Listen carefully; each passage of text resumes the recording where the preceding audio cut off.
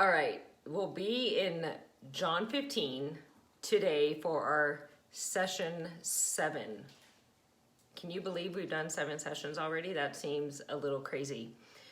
In John 15, it talks about the vine and the branches, so let's just get rolling. It starts off, I am the true vine and my Father is a gardener. He cuts off every branch in me that bears no fruit, while every branch that does bear fruit he prunes so that it will be even more fruitful. You are already clean because of the word I have spoken to you. Remain in me as I also remain in you. No branch can bear fruit by itself. It must remain in the vine. Neither can you bear fruit unless you remain in me. And that's John 15, 1 through 4. So it's really amazing about this. A few years ago when I was in Israel, we actually learned more about this scripture while sitting in a vineyard in Israel, in the Holy Land. And it was absolutely extraordinary. And there in the vineyards, the vines grow along the ground. So every morning, the vine keeper will come in and lift the vines up, and there's large stones placed throughout the vineyard, and the vine keeper would come and lift up those branches onto the stones to protect them from the dew on the ground, to protect them from mildewing. Y'all, I'm about to sneeze. That will be super exciting. Ooh-ah. And then every afternoon, in the heat of the day, the vine keeper comes back and lowers the vines onto the ground to protect them from the sun, from being burned. And it's just all day process of lifting up the branches and lowering them down. Just lifting up and setting them down. And I want us to keep that image in our minds as we go through these scriptures. So in the first 4 verses, we hear the term cut off. Let me find exactly where that is. He cuts off every branch in me that bears no fruit. To cut off means to lift up. To lift up. So anything that is not producing fruit in our lives, get that image of the vine keeper coming in and lifting up. Hey, this isn't growing like it should. We need to tend to it a little bit better. We need to take a little bit better care of it so we lift up. It's not cut off like, oh, that's no good, and discard it and get rid of it. It's, we can do better. So the vine keeper, or God for us, comes and lifts us up. Kind of, I just think of any time you see a child fall and their parent goes and picks them up very gently and just reassures and comforts them. And that's the image I get of Jesus with us in areas of our lives that are not producing fruit. And what fruit is he talking about? Go back to Galatians, the fruit of the Spirit. That's the fruit that we should be producing in our lives. When that is not being produced, he comes and lifts us up. So he sets us in a safe place, essentially. He sets us in a place where we can grow and to continue to develop these things that maybe we are lacking. And that's not a bad thing.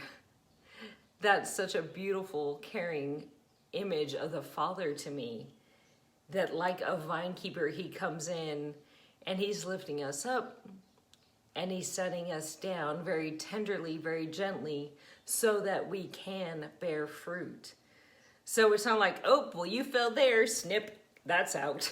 It's not that at all, but I think that's how we feel a lot of times, right? But that's not at all what Jesus is doing. Instead, he's coming in and being like, this one's not going where we need it to go. It's not growing like we need it to grow.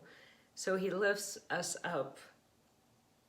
And then in due time, he sets us back down. And what a beautiful image of the Father, because his pruning is his kindness. He prunes us out of his kindness for us.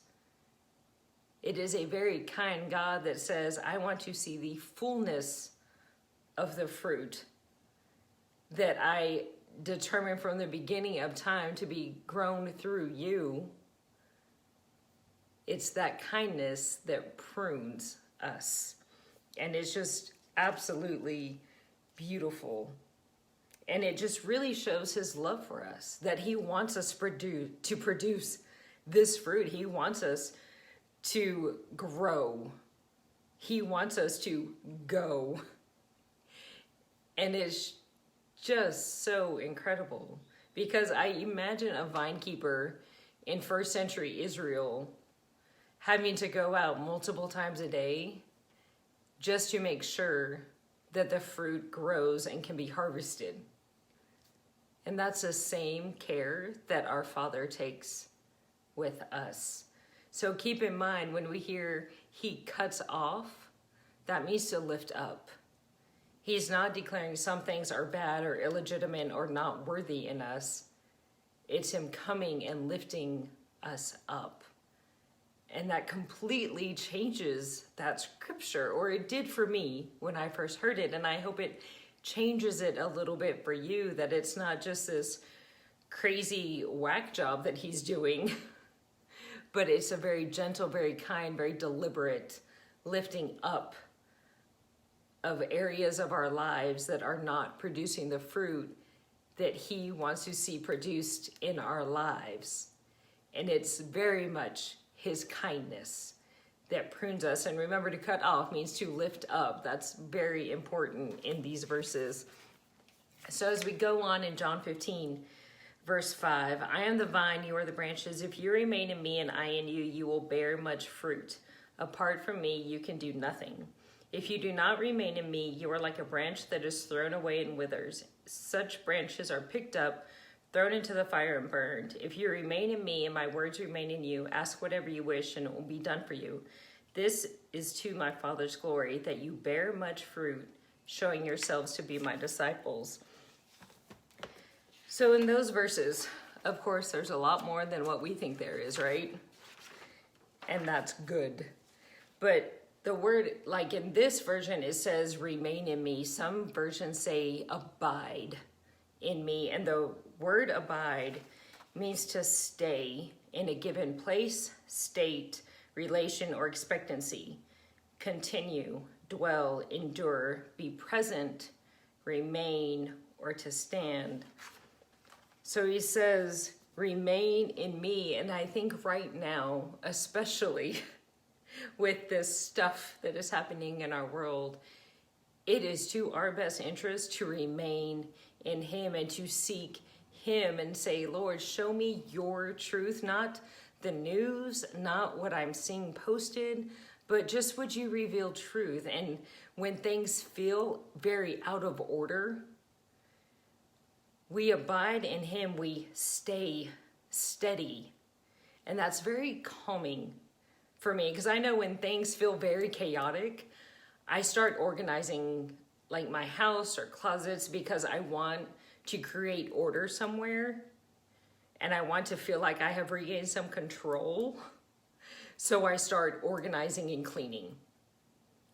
And God is like, you don't have to feel the chaos if you will abide, remain in me.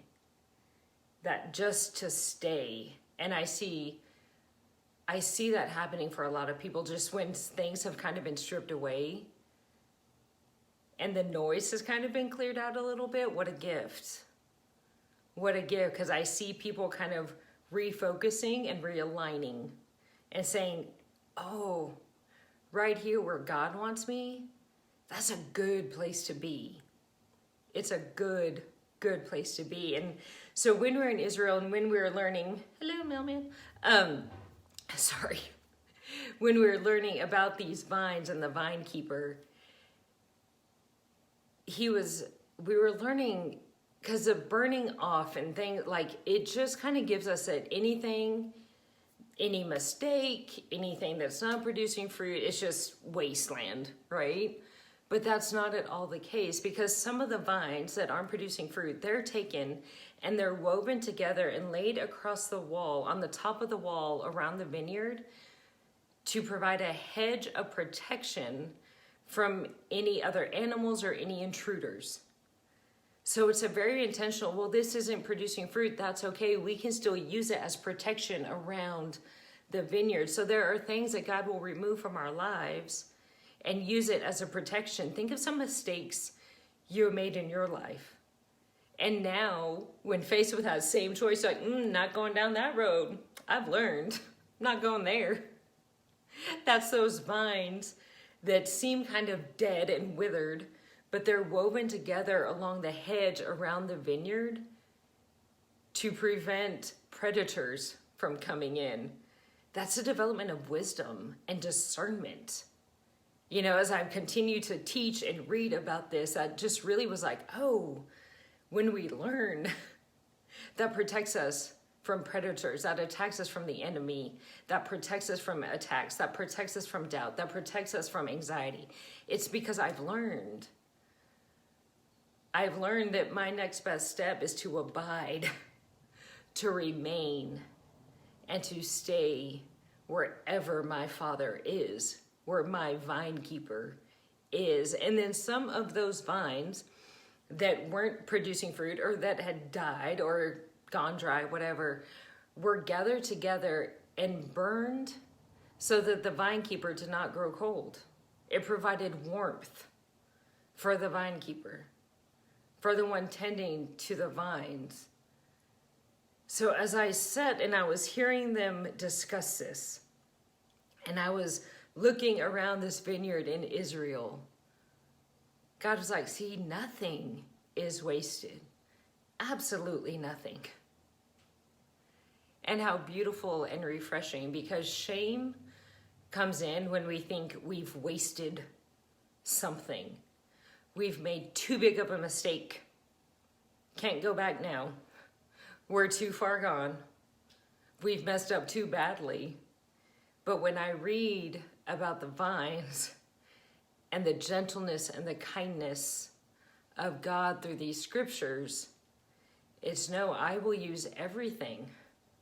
And yes, some things need to be removed from our lives. Some people need to be removed from our lives. And if you're like me, that doesn't really feel good. Because I love very fiercely people I'm close to. There are some friends that God had to remove from my life because I would not do it. And I knew there were just some things like, this is where I want to go. And some of what they were saying, it caused a little bit of friction. And it was really in situations where they kind of walked that was painful.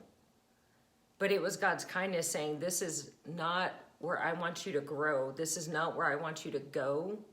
They're taking you off that path. So I'm going to get rid of them. And that's his kindness. That's his kindness, because as these vines grow along the ground, they begin to intertwine and wrap around one another. So how one vine grows affects the one next to it. So I think it's very important to know who you're growing next to, because there are going to be people that come along that God's like, right here, this is going to help you produce the fruit that I need you to produce to go where I want you to go. And he'll start weaving you together, and it's amazing and it's incredible, and you'll be stronger for it. And then there's some that God's like, that's not going to allow you to produce the fruit that I want you to produce. It's going to veer you off the path I have for you. So he has to remove those. But who we allow ourselves to intertwine with matters significantly. And I can tell you that God has blessed me with some incredible, incredible people that when I'm acting a fool, they're like, sister, get it together. Stop it. And they will call me out on poor thinking and poor choices. I love those people. He has blessed me with people that when I say, hey, I have an idea, they don't ask a lot of questions. They're like, let's go. What can I do to help you? And there are people that are saying, you're doing all right. But there's more. Stop holding back. Start trusting. Those people are helping me grow. And I am so thankful that our vineyards intertwine because it makes me better. It makes me stronger and helps me see the Father so much better. And when I was reading this morning and just kind of going through my notes for today, I looked down in my Bible, something I have not noticed for a year. It was only this morning. The very bottom in my Bible, it says the Greek for he prunes also means he cleans. He makes all things new. And I was thinking of the Natalie Grant song, and she talks about how he comes and makes, I can't remember the words now, I had them this morning, but basically makes all things white and pure. So that idea of pruning, meaning to lift up or to clean. How kind and how gracious is our Father towards us, that he does these things, that he is so invested, that he comes intentionally and lifts us up when we need it, sets us down when we need it, when he cuts off branches that will hinder us or that will hurt us, that he will use those things to protect us and provide for us, and that he will allow us to intertwine with others to help us grow and go where he wants us to go. And last year, it was actually close to a year ago, it was last June, I was about to release my second book. My daughter was off at church camp having a ball, trying some different things that she had never done before. I was so proud of her for being brave that week. And I was preparing actually this lesson to go speak on a women's ministry event tour that fall. And yet that week, one of my closest friends in the world was dying. And it was a hard week. And it was an emotional week because there were so many highs and there were some very devastating lows.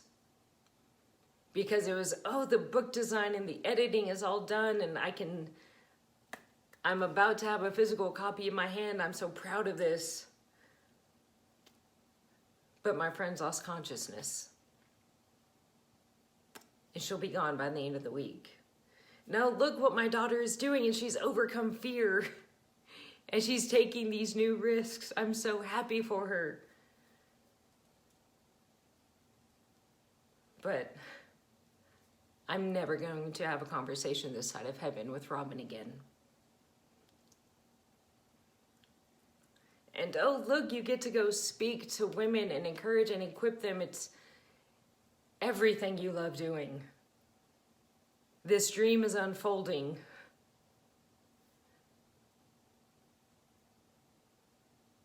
Robin's gone.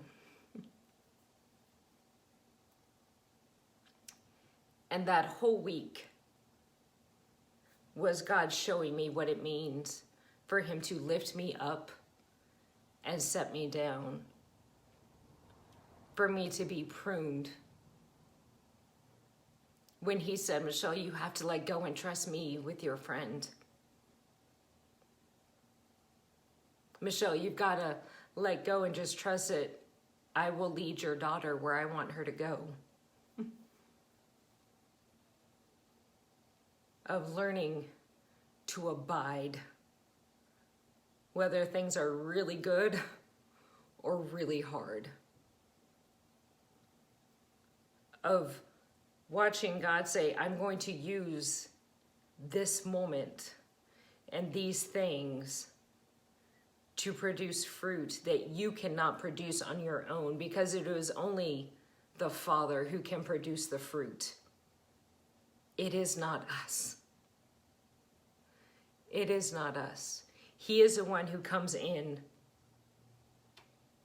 who lifts up and sets down. He is the one who comes in and prunes, gets rid of what is not meant for us, things that we do not need, things that do not bring him glory or honor. He is the one who cleans, and he is the one who brings forth the fruit, because he is kind, because he wants us to produce much fruit, the fruit that he has created us to produce. He has sown that into us. He does the hard work of growing it, and then we go in obedience. The vineyard is where I learned God's tenderness for us. The vineyard is where I learned how intentional God is with us.